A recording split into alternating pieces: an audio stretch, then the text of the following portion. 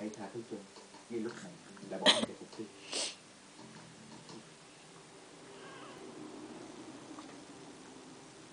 An tâm đi.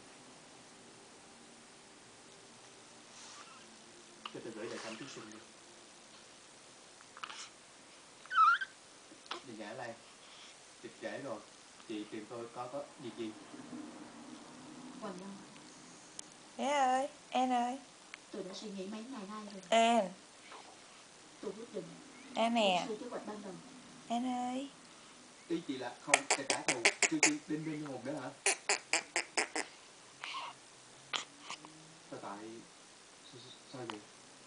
Ban đầu khi tôi muốn trả thù, cái trắng á, tôi thật sự rất hận anh ta. Bởi vì anh ta mà tôi mất đi tất cả. Nhưng khi tôi thật sự thành công,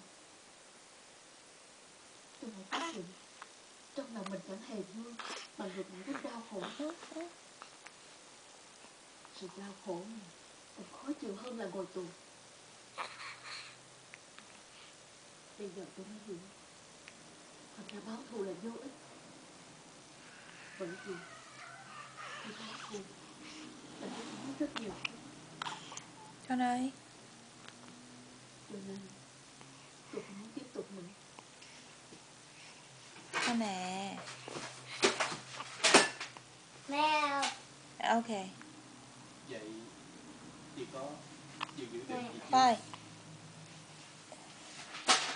Tôi phải làm xong việc này. Newspaper too. That was crazy. Vì giúp tôi mà còn phải rơi vào tình cảnh này. Mèo. Tôi thật sự xin lỗi. Không, chị đừng nói như vậy. Thật sự người phải xin lỗi là tôi mới phải. Nhã Lan nè, tôi xin lỗi chị. Hoàng Long, sao cậu lại nói vậy? Chị chứ biết không, ban đầu chị Anh không hẹn vào đâu. tôi Không hẹn đâu rồi. là tại tôi chính tôi có nói với chị. They moving crazy. Tôi cũng thông minh. You must paranoid. Cậu này cũng thông minh. Dạ nè. Chị mắng tôi đi. Tôi luôn muốn nói thật cho chị biết. Nhưng thật sự Yên nó về rồi à? Adrian. Adrian. Adrian. Adrian. Adrian. Adrian. Adrian. Yeah, Adrian. Adrian. Adrian. Adrian. Bởi vì tôi đã phạm tội lấy tiền công quỹ.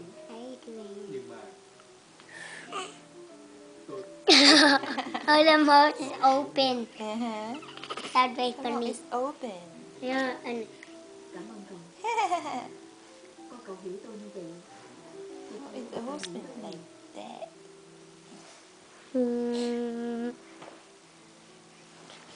Đấy, đừng để bụng em phải nặng vậy con. Đây là tiền công của cậu. Từ nay về sau, cậu không cần phải đến đây nữa. Chú thật đi xuống mà làm dẹp mẹ mũi dẹp xuống rồi. tại sao tôi Don't do that. Hôn gì mà hôn dẹp cả mũi em xuống vậy. and make her and make her close the eye. They're open. tại sao không thể vậy? Look right. And she look at you. A long time. Những cái đó giống như là một người chị thích một đứa em trai. Tôi không muốn cậu hiểu lầm. 5 minutes later. Người thật sự yêu cầu là Bảo Ngọc. Nhưng người Shit. anh 10 minutes. lại là em. Nhìn Nhã Lan rồi. Không phải là thích con này. Hoàng Long, cậu đừng có ngốc nữa. 6 minutes later. Có anh đứa có chồng mà hả? Hai Biết bao nhiêu người Later. Giống phim Hàn And Quốc. he's looking at me. He's looking at me all day. Yeah. She look at you. Ah, there. Oh, she crying. Why is she crying? Phát hiện ra. I didn't know she's crying, but it's making it. Ooh, ooh, ooh, ooh, I need why? Huh? I smell. No. Not yet. I think not yet. Con bé đẹp chưa? Con bé có đẹp không? Look at me. Why Này, you bé là look at nhìn me? nó. Why you look at me? Oh, oh. Why you look at me? Mm. Oh, that is a cycle. The eyes are so big. Yeah.